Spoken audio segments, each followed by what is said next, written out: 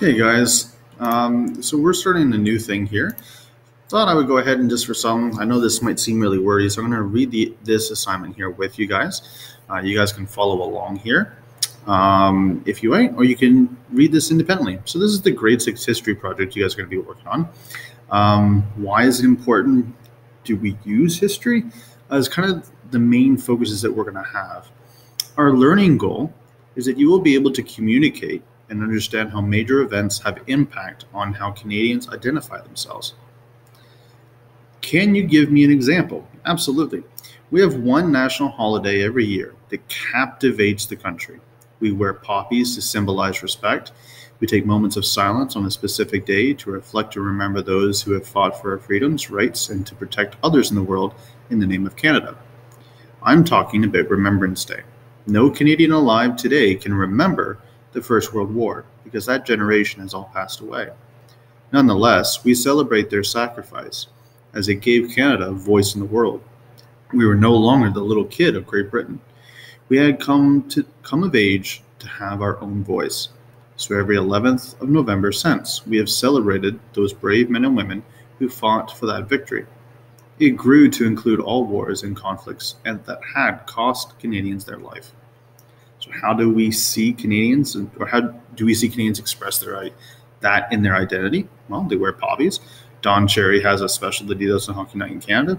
Ceremonies with moments of silence. Commercials, you can click that link and watch one, that are saying thanks. Organizations like Wounded Warriors, the Legion, license plates like you see right here, and many more different ways. So what about ways besides holidays? There are other ways in which we remember the past. Statues, monuments, memorials, museums, or just to name a few. We are going to focus on statues and monuments. Statues and monuments, we often walk past statues and not give them much time. Typically, it's because we've seen them for so long that they kind of just blend into the environment. Think of all the times you may have passed one in the city of Kingston. But when we visit a new place that we've never been to before, though, we tend to be drawn to the statues. Why did someone spend $2,500, the cost of a cheap bronze-life statue, and get way more expensive to put this here? Short answer to that question, the person or whatever the statue is representing did something or means something very important. And this is where we're going to start our learning. The task. We are going to build a website dedicated to a specific statue somewhere in Canada. We are then going to send our websites to the caretakers of that statue. You might ask, why send it to them? Everyone likes to know that the work that they do matters. The fact that you took the time to research the meaning behind their statue is meaningful. Who knows, perhaps they may include it on their website for others to enjoy or use.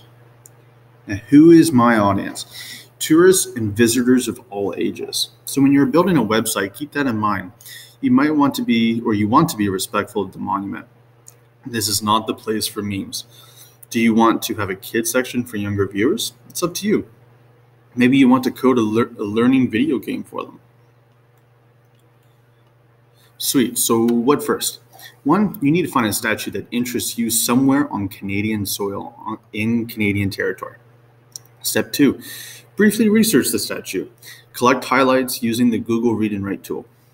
Step 3, go to Google Drive and create a new folder called the Statue Project with your name. Step 4, share the folder with me. Step 5, create a website inside that folder. Your website needs the following: a homepage with one paragraph as a description of the statue. Paragraph 2, why you chose that statue. Completely up to you as to why you chose it. Maybe you just thought it looked cool, but you need to give a lot more detail than just that one sentence. You're going to have another page for pictures, the location, and a map of where it is.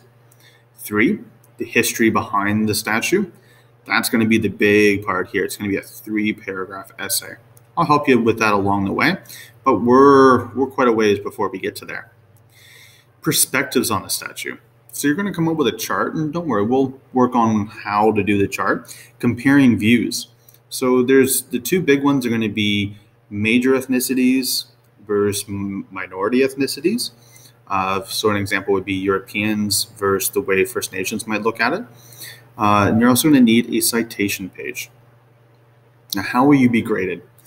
You will be graded in the following subjects, and the links to those rubrics are down here. Feel free to take a look at those. I would encourage you to do so. The timeline for all that stuff, I'm not going to read that. You guys can take a look there. The full project is going to be due on the 31st of January because that will be the end of the term. So it will be sent away and published on the 31st. If you have questions, because I'll be working with the grade 7s in math, I want you to think about your question for a minute. I want you to check with a fellow grade 6 to see if they might be able to help you out. Check the Padlet for potential answers. Now, today's the first day, so it won't be up, but it will be coming up. I'll be posting questions that I receive with their answer on the Padlet. And then I want to try something new. I want you guys to email me your questions, and I'll be able to respond to you.